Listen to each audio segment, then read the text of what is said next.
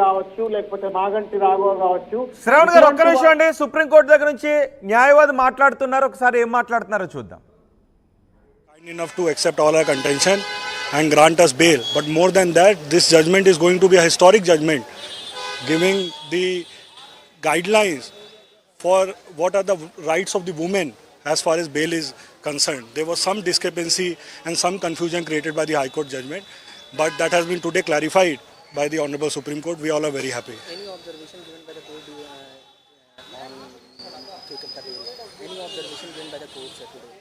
They have given a very good observation as to the right of the woman, because they have said that women cannot be categorized into different forms.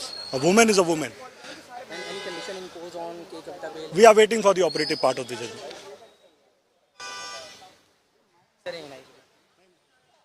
The court was kind enough to accept all our contention and grant us bail, but more than that, this judgment is going to be a historic judgment, giving the guidelines for what are the rights of the women as far as bail is concerned. There was some discrepancy and some confusion created by the High Court judgment, but that has been today clarified by the Honorable Supreme Court. We all are very happy. Any observation given by the court on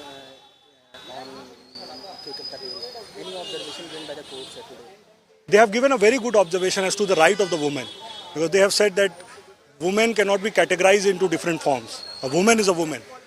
And any condition imposed on take up the bail? We are waiting for the operative part of the judgment. కవితకు bail మంజూరైంది. ED CBI కేసుల్లో bail మంజూరైంది.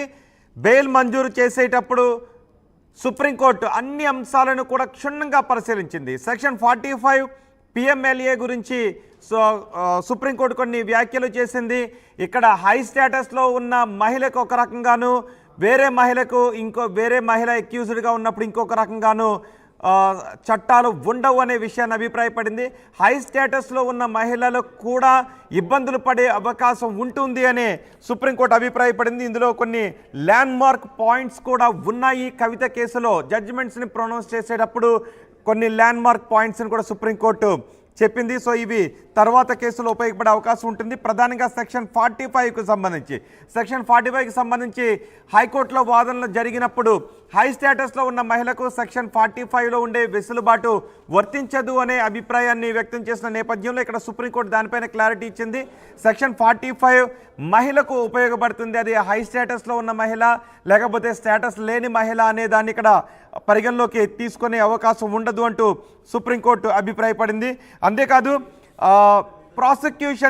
Prosecution ఫెయిర్నెస్ని కూడా supreme court ఇక్కడ కొంత question చేసిన పరిస్థితి కనిపిస్తూ ఉంది. Fair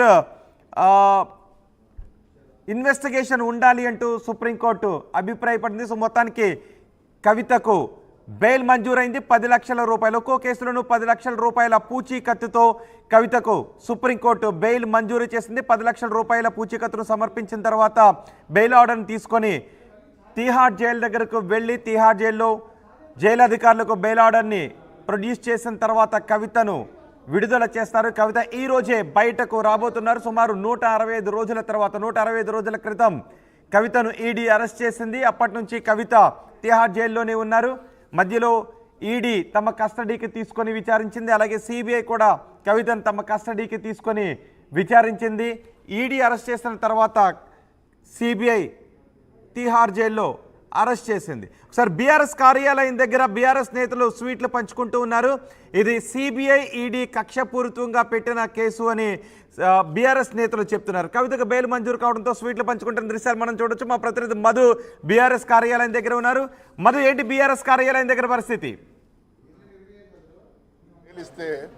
దాన్ని కూడా క్వశ్చన్ చేసే స్థాయికి వీళ్ళు దిగజారిన్లు అని అంటే వీళ్ళ మనసులు ఎంత కలుషితమై ఉన్నాయో దీన్ని బట్టి అర్థమవుతా ఉన్నది. కేసు అయిన మరుక్షణం నుండి కూడా కవితమ్మ మేము న్యాయ పోరాటం చేస్తాం, కడిగిన ముత్యంలాగా బయటకు వస్తాం అన్నది తప్ప ఇంకో మాట మాట్లాడలేదు. అంటే వీళ్ళు కోర్టులను కూడా ఇన్ఫ్లుయెన్స్ చేసేటువంటి